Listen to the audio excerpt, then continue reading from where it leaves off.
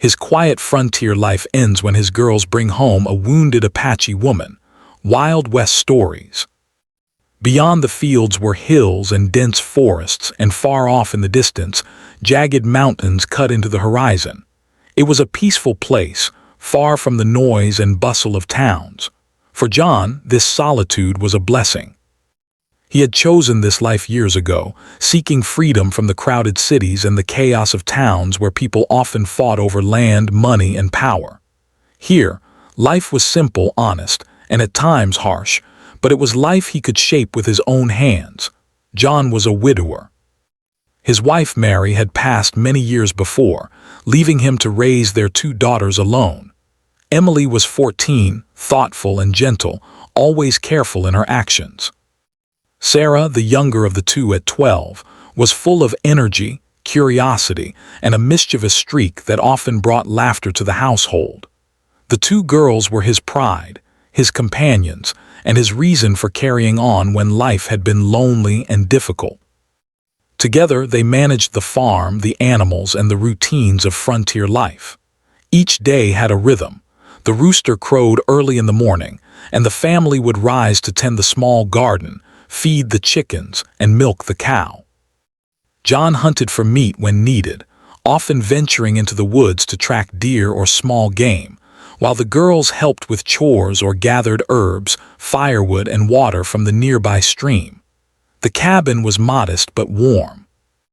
Inside, a stone fireplace dominated the main room, its fire crackling and filling the space with warmth during the cold mornings. The walls were lined with shelves, holding jars of dried herbs, preserved fruits, and small tools for repairing the farm or crafting simple items. Though life was hard, John had made sure the cabin felt like home for his daughters. There were quilts stitched by Mary before she passed, and the girls had added their own touches, painting simple flowers on the walls and arranging small decorations they found in the forest. The house was small, but it was full of love, laughter, and the quiet comforts of family life. John had always believed that the wilderness had its own rules and its own kind of justice. It could be cruel, storms could destroy crops, fires could sweep through the grasslands, and wild animals sometimes came too close for comfort, but it could also be beautiful. He found peace in the sunrise over the prairie, in the songs of birds at dawn, and in the simple pleasure of watching his daughters play or help with the work. In this life, he felt a kind of freedom that was impossible in towns and cities. Here, no one could tell him how to live, and the boundaries of his property and his land were his own to care for. Though life was quiet, it was not without routine adventure. The girls loved exploring the nearby woods, climbing trees, and observing the wildlife. Emily was patient and careful, often sketching animals or plants she found, while Sarah ran ahead, chasing rabbits or picking berries. John always reminded them to be cautious, for the forest held dangers, snakes, sudden drops, or the possibility of running into wild animals, but he also encouraged their curiosity. He wanted them to know the land, to understand its rhythms, and to learn how to survive in the wild. Survival, after all, was not just about hunting or gathering. It was about respect for the land, observation, and using one's mind as much as one's hands. One of John's favorite evenings was when the family would gather outside the cabin after a long day of work.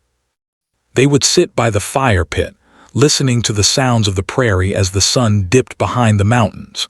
The air would grow cool, the crickets would begin their evening songs, and sometimes an owl would call from the woods nearby. Emily and Sarah would tell stories they had heard from neighbors long ago, or John would share tales of his own childhood, of adventures and mistakes, and the lessons he had learned.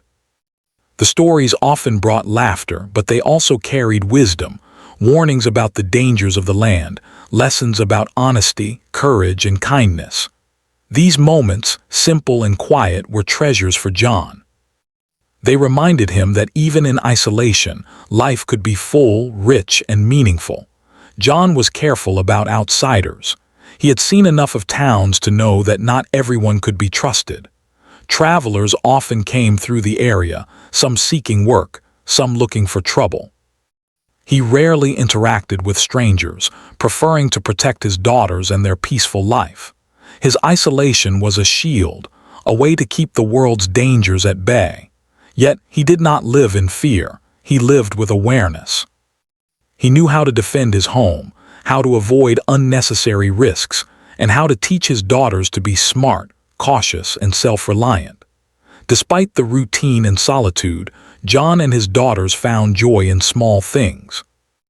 A good meal after a long day, a freshly baked loaf of bread, the laughter of children playing in the fields, or the warmth of a fire on a cold night, all of these were treasures. The girls loved to help in the kitchen, stirring the pot, kneading dough, or gathering fresh herbs. John enjoyed teaching them skills he had learned over the years, how to track animals, start a fire without matches, or weave simple baskets.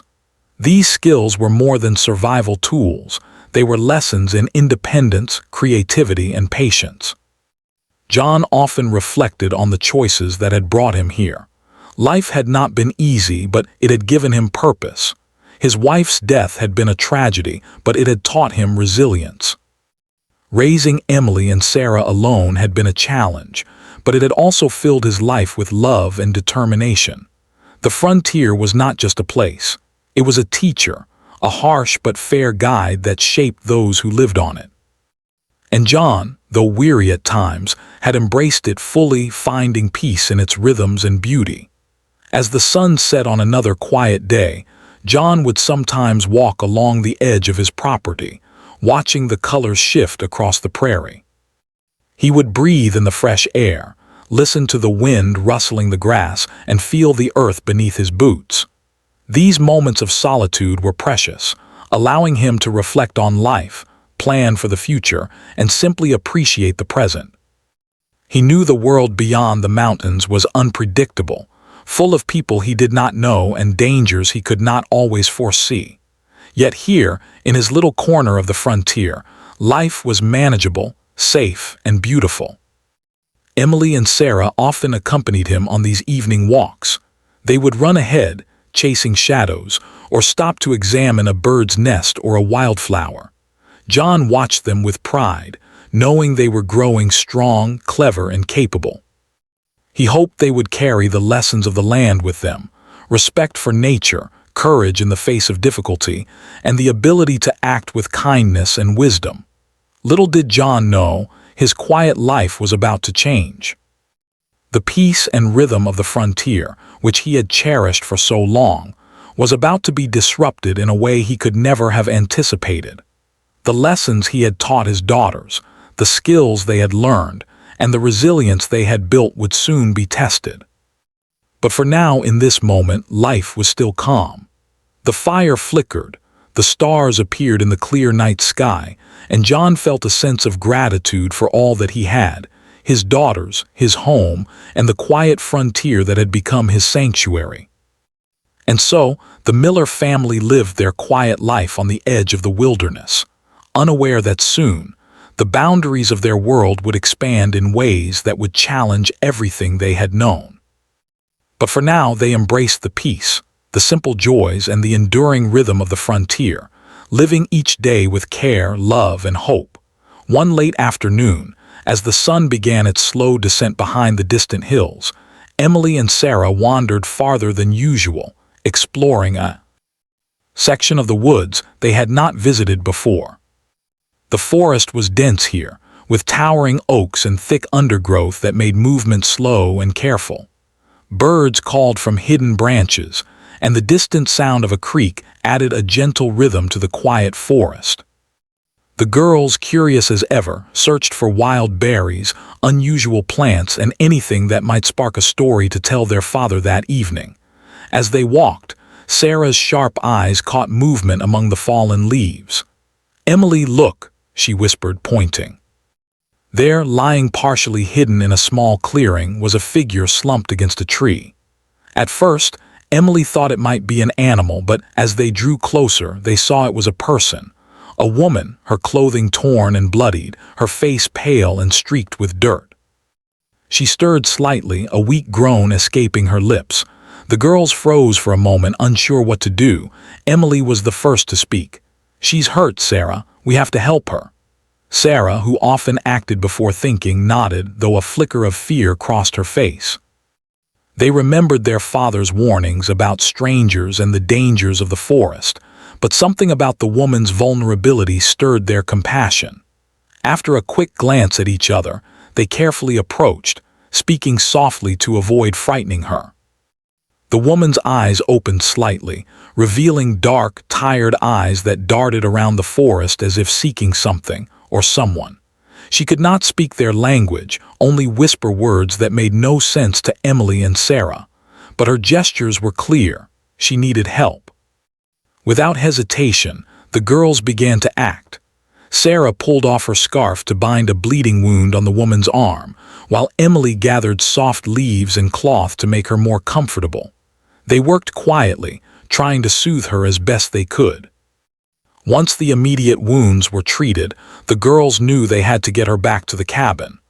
"We need to tell Dad," Emily said, helping the woman to stand. The injured woman leaned on them, trusting them completely despite the language barrier. They moved slowly, carefully supporting her as they made their way through the forest, the shadows lengthening around them. The air was cool, the silence broken only by their footsteps and the occasional distant call of a bird. When they finally reached the clearing near their cabin, John was waiting on the porch, having noticed their delay. His eyes widened at the sight of the wounded woman, and for a moment he was struck silent. "Girls, what happened?" he asked, his voice a mixture of concern and caution. Emily quickly explained what they had found, how the woman was injured and unable to move on her own. John's mind raced. He had always been careful about strangers. But seeing the condition of the woman and the way his daughters had acted, he felt a pull of responsibility that overrode his fear. "Bring her inside," he said finally, stepping forward. They helped the woman into the cabin, laying her gently on a makeshift bed by the fireplace. John examined her wounds with care, cleaning them and binding them with clean cloths. The woman flinched at first, then relaxed as she realized she would not be harmed. Emily and Sarah moved around the cabin, bringing water and blankets, doing everything they could to make her comfortable. The woman, who the girls soon began calling Luna for the crescent-shaped scar on her wrist, was quiet and reserved. She could not speak their language, but she communicated through gestures, pointing to her wounds, shaking her head when in pain, and placing her hands together in thanks. Over time, she began to share small things about herself through pictures drawn in the dirt on the cabin floor. She drew mountains, trees, and small symbols that the girls did not fully understand, but interpreted as a glimpse into her life. John watched carefully, learning as much as he could from her gestures and drawings. He realized she was an Apache woman who had been separated from her group during a raid or a conflict. Her injuries suggested she had been attacked or involved in a dangerous encounter. The realization brought unease to John's heart. The frontier was unpredictable, and harboring someone who could be a target might invite danger to his family. Yet he also felt a deep sense of duty. He could not turn her away in her time of need. The days that followed were challenging. John had to balance tending the farm with caring for Luna. He worked long hours, rising early to feed the animals, gather water, and check traps, while also ensuring Luna had food, warmth, and care. Emily and Sarah became her constant companions, helping with chores and offering comfort. They learned quickly how to assist with bandages, how to soothe her when she was in pain, and even simple ways to communicate, using gestures, drawings, and shared activities. Despite the language barrier, bonds began to form. Emily spent hours teaching Luna to draw, showing her the plants and animals around the cabin. Luna responded with sketches of her own, depicting scenes of her life before she became injured. Sarah, ever playful, found ways to make her laugh, sharing small games and stories. Through patience and kindness, The girls created a small world of trust and understanding, one that slowly eased Luna's fear and pain. John observed all of this quietly, feeling a mixture of pride and concern. Pride for the compassion and maturity of his daughters, concern for the potential risks that harboring Luna could bring. He spent evenings thinking, weighing the possible dangers against the moral imperative to help someone in need. He knew the frontier could be unforgiving. Lawless men, hostile groups, and natural dangers were all real threats. Yet he also knew that turning Luna away would betray everything he had tried to teach his daughters about kindness and courage. As the days turned into a week, Luna's condition slowly improved. She began to walk short distances, exploring the edges of the cabin and the garden with Emily and Sarah. She ate more, her strength returning, and her expressions grew more animated. At night she would sit by the fire, watching the girls work or play, occasionally pointing to the sky, the trees, or the mountains, as if sharing her thoughts about the world she had once known. John noticed a change in the cabin. The once quiet home was now filled with the gentle presence of another person, her laughter and small gestures bringing warmth to every corner. The family adapted to this new reality. They learned to communicate in ways that went beyond words, using touch, gestures, and shared routines. Luna taught the girls some skills from her own culture: how to identify certain herbs, how to observe animal tracks, and how to prepare simple remedies from natural ingredients. John listened and watched, realizing that Luna's knowledge could be valuable, not just for survival, but as a bridge between their world and the wider frontier. Yet, even as they grew close, John's unease remained. He was aware that harboring Luna could attract attention from both settlers and the Apache groups who might be searching for her. He knew he had to be careful, ensuring the family's safety while continuing to offer care and protection. Every time a rider passed in the distance or a smoke signal appeared on the horizon, he felt a twinge of anxiety. The frontier was unpredictable, and Luna's presence had brought a new element of uncertainty into their lives. Despite the tension, there was beauty in this new chapter. The girls learned empathy, courage, and responsibility in ways that books and lessons could never teach. Luna, though silent in speech, spoke volumes through her actions, teaching patience, resilience, and the quiet power of trust. John marveled at how the bond between the three had grown, realizing that sometimes unexpected events could bring profound meaning to life. One evening, as the sun set in a blaze of orange and pink across the prairie, the family sat together outside the cabin. Luna leaned against John, Emily on her other side, and Sarah perched on the steps, her feet swinging as she told a story. For a moment, the frontier felt alive with connection, friendship, and hope. John looked at his daughters and Luna, realizing that this unexpected encounter had forever changed the rhythm of their lives. What had begun as a quiet, solitary existence was now filled with new responsibilities, challenges, and a sense of shared purpose. But even as they enjoyed this peaceful evening, John knew the future was uncertain. Luna's presence, while bringing joy and learning, could also bring danger. The frontier was full of people with varying intentions, and it was only a matter of time before the family would have to face the consequences of their choice. Yet John resolved that no matter what came, he would protect his daughters and Luna with all his strength. This decision, he knew, was more than survival. It was about honor, humanity, and the lessons that could only be learned through experience. And so, life at the cabin continued, changed forever by the arrival of the wounded Apache woman. The once quiet home was now alive with new energy, new challenges, and the quiet but powerful bonds of trust and compassion. John, Emily, and Sarah faced each day with courage, learning to navigate the complex realities of the frontier while nurturing a fragile but growing friendship with Luna. This was only the beginning of a story that would test their hearts, minds, and spirits in ways they could never have imagined.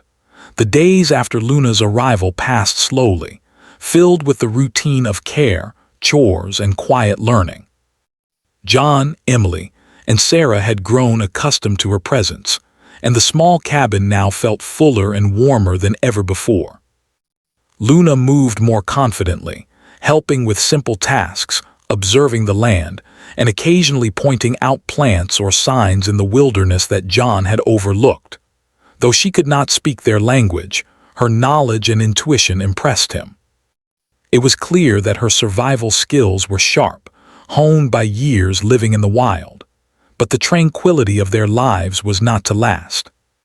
Word of a wounded Apache woman living near John's cabin began to spread, reaching both neighboring settlers and Apache groups in the surrounding areas.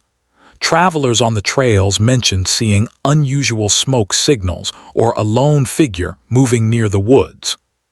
Some of the settlers were quick to jump to conclusions, assuming danger or trouble. Others worried for Luna's safety, knowing that conflicts between settlers and Apache people could erupt at any time. One morning, John noticed a rider approaching from the distant trail. His heart tightened as the figure drew closer. It was a man from a nearby settlement, and his expression was grave. "John Miller," the man called as he dismounted, "I heard there's an injured Apache woman on your land. You should be careful.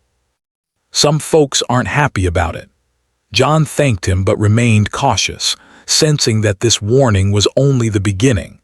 The frontier was full of rumors, and a person like Luna could attract both those who wanted to help and those who wanted to cause harm. Emily and Sarah, meanwhile, were unaware of the full danger but noticed the tension in their father's expression. John gathered them inside and explained that while Luna was safe for now, they needed to be careful. "People may not understand why we're helping her," he said. "Some might see her as a threat, but we're doing the right thing. We must protect her and ourselves."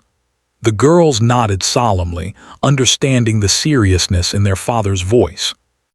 They had learned about courage before, but this was different. It was about protecting someone who could not defend herself, while also defending their home. Despite the warnings, life at the cabin continued with a new layer of caution. John built extra barriers around the property, reinforcing doors and windows. He set traps not to harm anyone, but to alert him to any approaching visitors. Emily and Sarah learned to move quietly around the cabin, keeping an eye on the surroundings while still caring for Luna.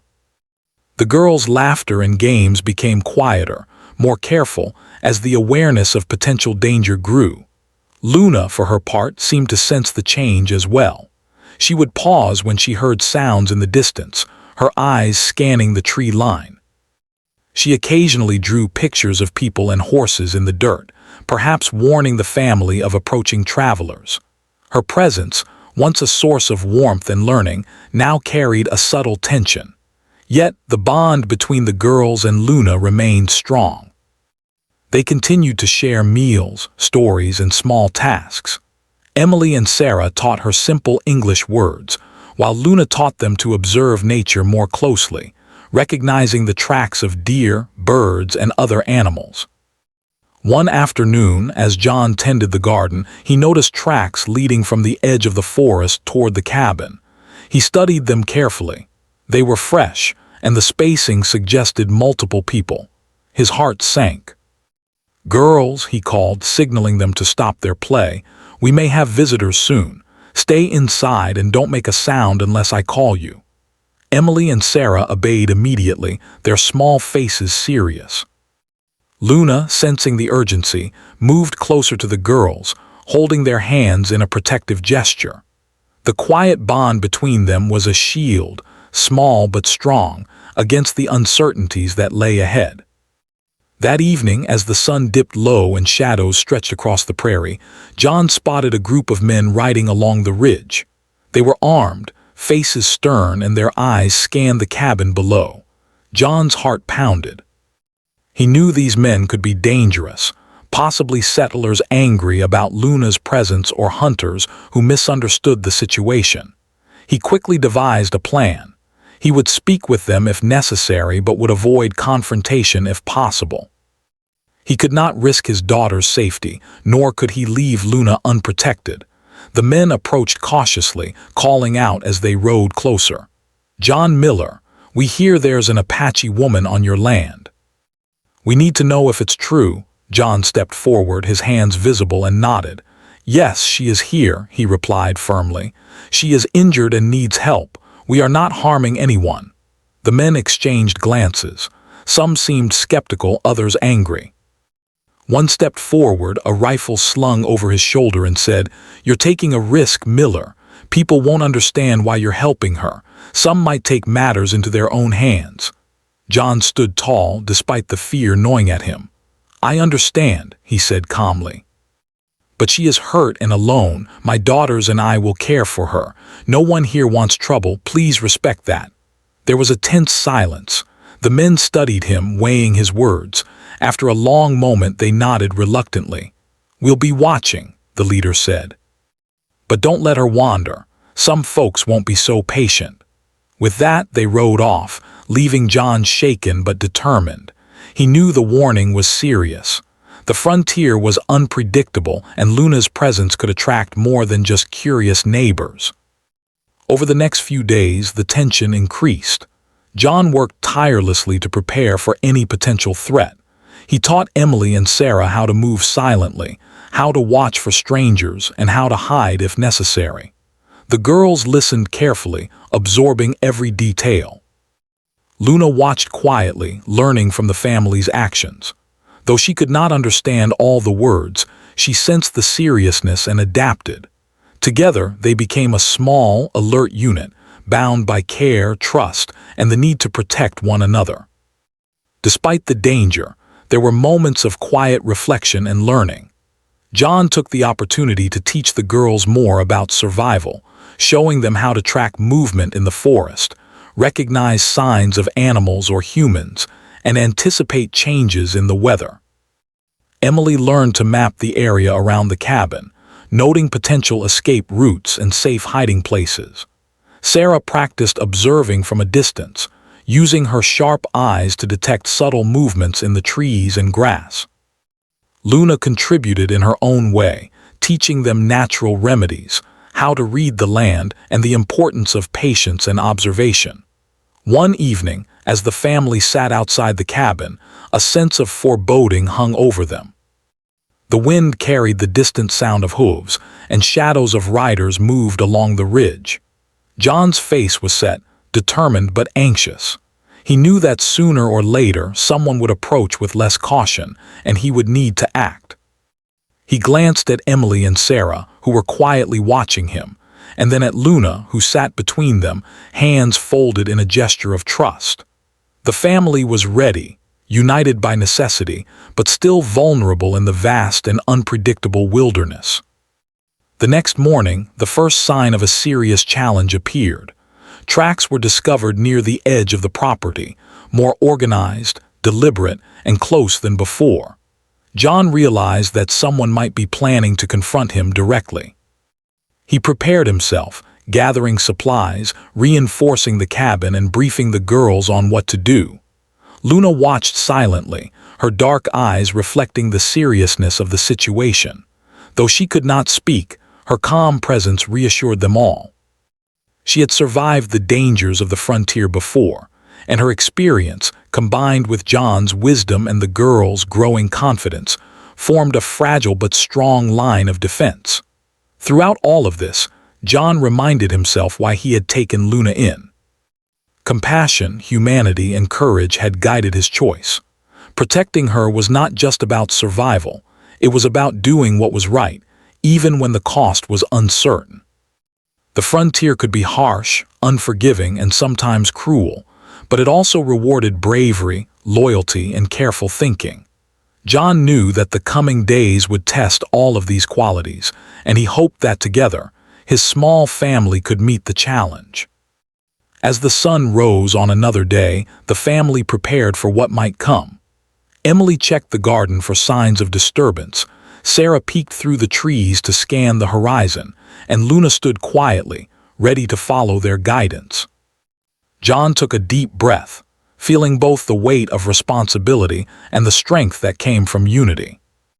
They were a small family, alone on the edge of the frontier, but they were connected by love, trust, and the shared determination to face whatever challenges the world might send their way. And so, life continued at the cabin, tense but purposeful. The quiet rhythm of the frontier was now mixed with uncertainty, awareness, and preparation. John, Emily, Sarah, and Luna were no longer simply a family. They were a team, bound by circumstance, courage, and the need to survive together. The frontier, as beautiful as it was, had become a place of both lessons and tests, teaching them that compassion could bring danger, but also meaning, growth, and strength. Little did they know that the next encounter would bring challenges far greater than rumors, distant riders, or cautious warnings. The choices they had made, the bonds they had formed, and the courage they had cultivated would soon be tested in ways they could never have imagined. Yet for now, they waited, prepared as best they could, ready to face the frontier together, united and unbroken. The morning air was crisp, filled with the sounds of birds and the distant rustle of trees. But there was tension in the cabin that John could not ignore. The previous days of preparation and caution had led to this moment. The confrontation he had feared was arriving at last. He had noticed more tracks at the edge of the forest, fresh and organized, suggesting a group intent on entering his property. John's heart raced, but his mind was steady. He knew he had to act wisely to protect his daughters and Luna. Emily and Sarah sensed the gravity of the day. They moved quietly around the cabin, helping their father with small tasks, replacing the boards on a window, checking the traps for signs of intrusion, and preparing a small supply of food and water. Luna stayed close to them, her movements careful, her dark eyes alert and observing. Though she could not speak English well, she understood the urgency of the situation. Every gesture, every sound from the forest was a potential warning, and she responded with calmness, guiding the girls to stay safe. John took a deep breath and stepped outside to scan the horizon. A group of men appeared on the ridge, riding slowly but deliberately. Their faces were stern, and their weapons were visible. John recognized some of them as settlers from nearby areas, men who had been warned about Luna's presence. Others he did not know, strangers whose intentions he could only guess. He raised a hand in greeting, trying to show that he meant no harm, though he knew words might not be enough to prevent conflict. "John Miller," the leader called, his voice carrying across the open field. "We know you've been hiding an Apache woman. She's dangerous. You're putting yourselves at risk." John's jaw tightened. He had anticipated confrontation, but he did not expect it to be so direct and accusatory. "She is injured," John replied firmly. "We are caring for her. She is not a threat to anyone. I ask that you respect that." The men exchanged glances, murmuring among themselves. One of them, younger and visibly impatient, spat on the ground. "We don't care what you think, Miller. People are angry and some won't wait for talk. Hand her over or we take action ourselves." John's mind raced. He knew negotiation might not be enough. The safety of his daughters and Luna was paramount.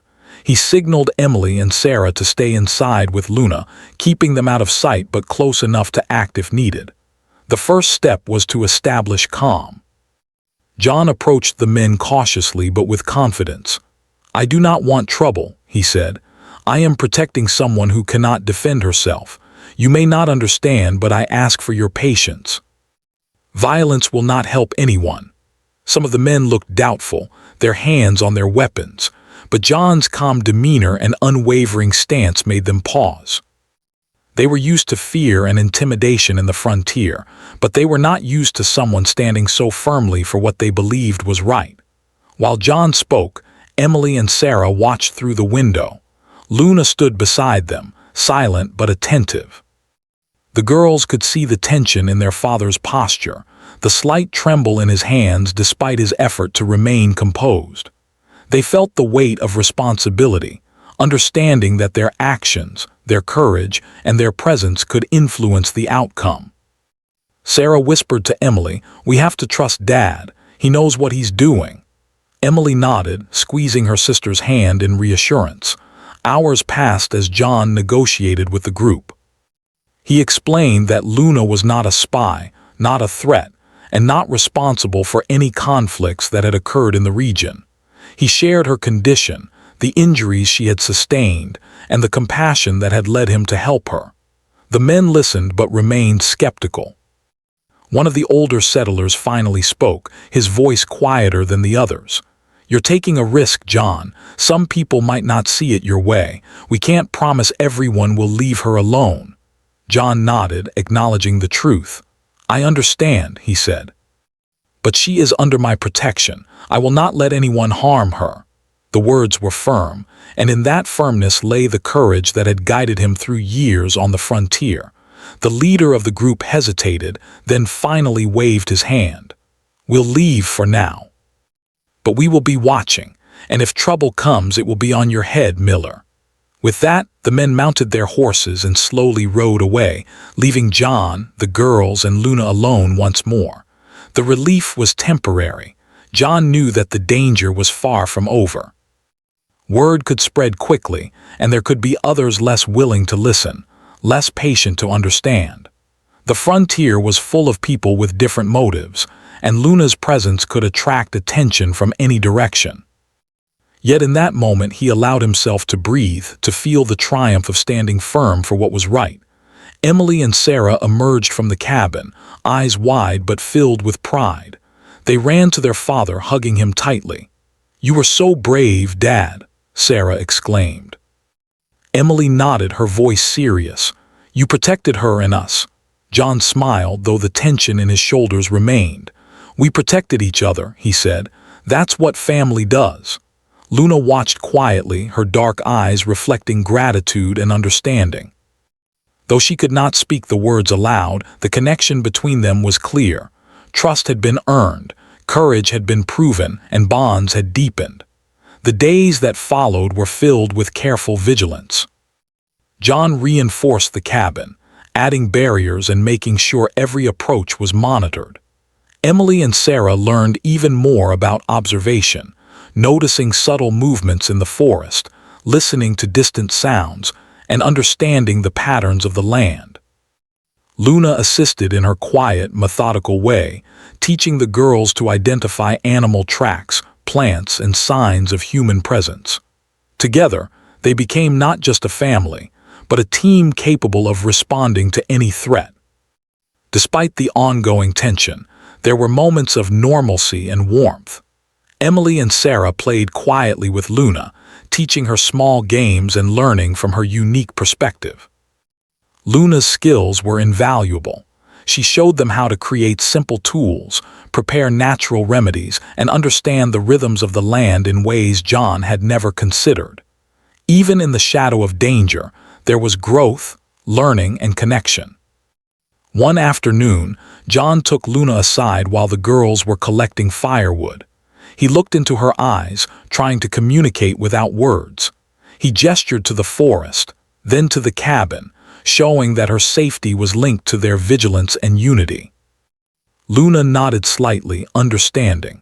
She had survived the wilderness before, and now she was learning to survive in a new way, relying on trust, cooperation, and the cautious guidance of this small family. The next challenge came unexpectedly. A new group of travelers appeared on the horizon, moving quickly and deliberately toward the cabin. This time, John suspected they might not be as willing to listen. He gathered the girls and Luna, explaining through gestures what they must do. Hide quietly, stay together, and follow his lead. Every member of the family felt the weight of the moment, the tension thick in the air as they prepared for another test of courage and resolve. As the travelers drew near, John stepped outside once more. He raised his hands in a calm but firm gesture, signaling his intent to negotiate if possible. "We mean no harm," he called out. "This woman is injured. She is under our protection. Please, let us be peaceful." The travelers stopped, studying him. Some were skeptical, some wary, and some clearly impatient. But John's steady gaze, unwavering posture, and clear moral stance held their attention. They could see that he was not bluffing, that his commitment to protect his family and Luna was absolute. After a tense pause, the travelers finally nodded. "We'll leave, but word will spread," one said. "Others may not be so patient. Be careful, Miller." John acknowledged the warning silently, understanding that vigilance would be necessary for the foreseeable future. He returned to the cabin, gathering his family for a quiet moment of reflection. "We faced it together," he said, "and together we'll face whatever comes next." That evening, as the sun set and the prairie glowed with warm light, the family sat outside, together but alert. Luna leaned against John, Emily on her other side, and Sarah perched nearby. The sense of unity was strong, a bond forged through courage, trust, and shared responsibility. The confrontation had tested them, but it had also proven that even in the unpredictable wilderness, principles, love, and careful planning could overcome fear and uncertainty. John knew that the frontier would always bring challenges, that danger could appear unexpectedly, and that the peace of the cabin was fragile. Yet he also knew that the strength of his family, the lessons they had learned, and the bonds they had formed with Luna would guide them through whatever lay ahead. This confrontation was only one of many, but it had shown him that courage, wisdom, and compassion could shape outcomes even in the wild and unpredictable West. And so, the cabin stood quietly once more, a haven in the wilderness. John, Emily, Sarah, and Luna had faced the first major test of their time together, learning that bravery was not the absence of fear but the ability to act despite it. The frontier remained dangerous, the world beyond the cabin unpredictable, but the family was ready. Their hearts, minds, and spirits had been strengthened, preparing them for the challenges yet to come. The days following the confrontation passed quietly, but the memory of tension lingered in the cabin. John knew that the frontier was unpredictable and that more challenges could come at any moment. Yet, he also realized that the family had grown stronger because of what they had endured together. Emily and Sarah moved with more confidence around the cabin, their awareness heightened, their eyes sharp for any sign of trouble. Luna, now fully recovered, contributed in ways beyond the physical, teaching them patience, observation, and respect for the land. Together, they formed a small but resilient unit, bound by care, trust, and shared experience. John understood that Luna's presence could not be permanent. Though he had grown attached to her, and so had his daughters, the woman's own people might come searching, and it was only a matter of time before she had to return to them. He wrestled with the thought, knowing that saying goodbye would be difficult. He had learned so much from her wisdom and courage, and his daughters had formed a deep bond with Luna, sharing laughter, lessons, and quiet moments that left lasting impressions on their hearts. One afternoon, as the family tended the garden, they noticed signs in the distance, tracks that suggested Luna's people were approaching. Emily pointed, her small finger trembling slightly, and John examined the tracks carefully. It was clear that the Apache group had come to retrieve Luna. John's heart sank, but he also felt a deep sense of respect. This was her home, her people, and her safety. He knew he could not keep her from returning, even if it meant letting go. The family prepared for the meeting carefully. They cleared a small area outside the cabin, ensuring a safe place for discussion. John instructed Emily and Sarah to stay calm and respectful, to observe and learn from the encounter. Luna, sensing what was coming, remained quiet but focused, her dark eyes steady and thoughtful. The bond between the family and the woman had grown strong, but John knew that today, trust and respect would guide their actions more than attachment or fear. As the Apache group approached, John stepped forward, standing with calm dignity. The group halted a short distance away, and Luna moved closer to her people, recognition and relief visible in her expression. John signaled to his daughters to stay back, giving space for the reunion. The leader of the Apache group stepped forward, speaking to Luna in their native language. She responded, her gestures precise, her voice soft but clear. Though John could not understand the words, he could see the emotion in their faces, gratitude, relief, and the bond of kinship reuniting. John felt a mixture of pride and sadness. He had provided Luna with safety and care when she needed it most, but now it was time for her to return to her people. He approached slowly, showing respect and offering a simple gesture of farewell. Emily and Sarah watched, understanding the lesson that life sometimes asks difficult choices of courage and compassion. Luna looked at John and the girls, her expression conveying thanks and affection. She reached out and held their hands briefly, a silent promise that the bond they had formed would not be forgotten. The Apache group nodded to John, acknowledging his kindness and bravery. They offered him a small token of gratitude, a simple charm crafted from natural materials, a symbol of respect and trust. John accepted it with humility, understanding that in this vast and unpredictable frontier, respect could be a powerful shield. Luna then turned fully to her people, following them toward the forest edge. Emily and Sarah waved, their faces bright with both joy and sadness, realizing that their friend was returning home, but that the lessons they had learned together would remain with them forever. After Luna's departure, the cabin felt quieter than it had in weeks. The absence of her presence left a tangible gap, yet John, Emily, and Sarah carried a new strength within them. They had faced fear, danger, and moral challenges together, and had emerged with deeper understanding and courage. John watched his daughters, proud of their resilience, their compassion, and the way they had grown during these testing times. Life slowly returned to its quiet rhythm, but it was forever changed. The family tended the farm, hunted for food, and gathered resources with renewed confidence. Emily and Sarah shared stories of Luna, recalling her lessons, her sketches, and the quiet wisdom she had imparted. They remembered the games they had played, the quiet evenings by the fire, and the moments of courage and bravery when danger threatened. Each memory became a teaching, a guide for the future, and a reminder of the strength of kindness. John, too, reflected deeply on the events that had unfolded.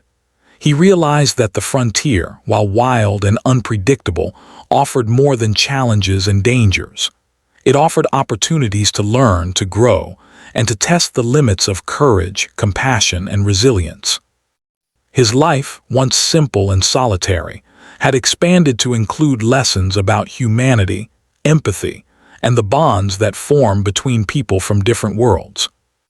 He understood that sometimes the greatest impact of an event was not in the danger it posed, but in the lessons it taught and the connections it fostered. As weeks passed, life at the cabin resumed a sense of balance. Emily and Sarah were stronger, wiser, and more aware of the complexities of the world beyond their home. They moved with confidence through the forest, understanding signs, tracking movements, and observing the land with the careful eyes of young people who had faced real challenges. John watched them, grateful for the lessons he had been able to impart, and for the lessons he had learned himself. Luna's presence had been a catalyst for growth, teaching patience, courage, and the quiet power of trust. Though the frontier remained unpredictable, the family had learned to face it together. They knew that dangers could arise at any time, from strangers or the natural world, but they had also learned that preparation, observation, and unity could overcome fear. The bonds of family, strengthened by trials, had become a shield against uncertainty, and the memory of Luna and the lessons she had shared became a guiding light, reminding them of the importance of compassion, empathy, and the courage to act rightly. One evening, as the sun set behind the mountains and the prairie glowed with golden light, John, Emily, and Sarah sat together outside the cabin. They spoke of the events of the past weeks, reflecting on the fear they had felt, the courage they had discovered, and the bonds they had formed. "We did the right thing," John said quietly, his voice filled with both pride and relief. "We helped someone in need and we protected each other. That is what matters most." Emily and Sarah nodded, understanding the weight of his words. They had learned that bravery was not only in facing danger, but in acting with kindness, wisdom, and integrity. John knew that life on the frontier would continue to present challenges, that dangers would arise, and that new lessons would always be waiting. But he also knew that the experiences they had shared with Luna had left a lasting mark. The family had grown stronger, their hearts fuller, and their understanding of the world richer.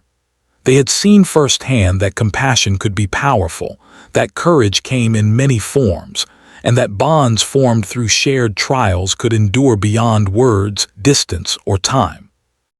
In the days that followed, the family continued their routines, tending the land, caring for the animals, and exploring the wilderness. Emily and Sarah took what they had learned from Luna and applied it in new ways, observing the forest, noticing details, and practicing skills that made them more capable and independent.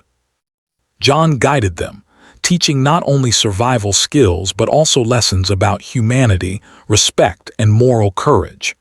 Together, they navigated the rhythms of frontier life, carrying the memory of their time with Luna as both a lesson and an inspiration. Even as the seasons changed, bringing snow, rain, and heat, the family's bond remained strong. They faced each challenge with confidence, prepared by experience and strengthened by trust. The cabin, once quiet and solitary, now felt like a place of learning, love, and resilience. And while Luna was no longer with them, her influence remained, shaping the family's actions, thoughts, and hearts in ways that would last a lifetime.